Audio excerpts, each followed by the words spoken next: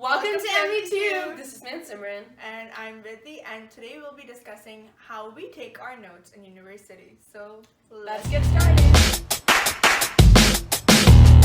Note-taking, there are multiple ways that you can do it, and you really have to figure out what's comfortable for you, because if you aren't comfortable with the way you're studying the things that are being taught to you, then it's not going to be easy during the finals when you have to study it.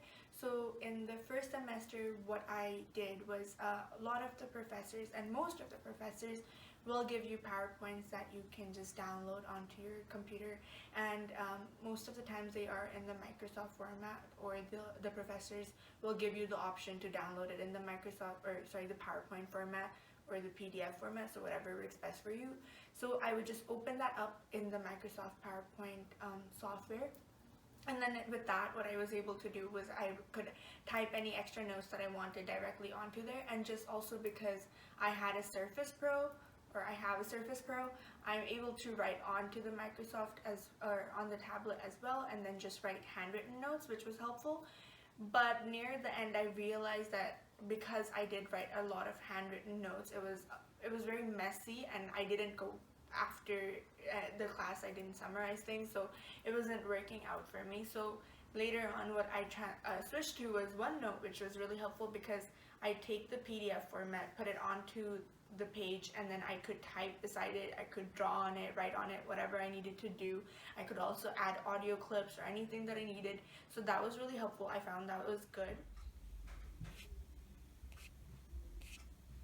Another thing that you could do if you don't like having it in the PowerPoint format, or if that's just too much for you to see and you'd like it in a list format, is take the documents the PowerPoints that you've been provided, and just put that information into like a Google Doc or like a Word document, and then just have it in one place, so kind of make like a electronic notebook out of it, sort of thing, so that it's in one place. And then you can also add your extra information. You could format it any way you want, like highlight things, color things, or anything you want. Make it a full-on notebook, which I think I might be doing next year, because I feel like it might help a lot.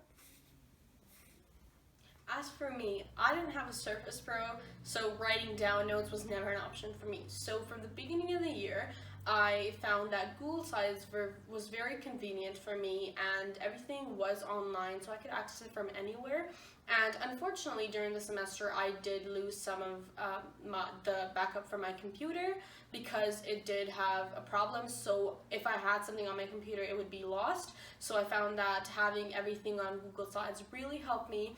And since all of our presentations are in presentation format, like she said, they usually give us slides, so it's really easy to get that uploaded into Google and use it just in a Google slide format. And during the lectures, I would just write down the notes that they said to me in the presentation notes or the speaker notes, and during the lecture, I would just write that down, any keynotes that they said, or make any comments on the slides. At the end of the day, for some of the subjects, such as pathophysiology, I would look through those notes, and because it's a complicated thing sometimes, and there are processes that you need to learn, I would go through that process.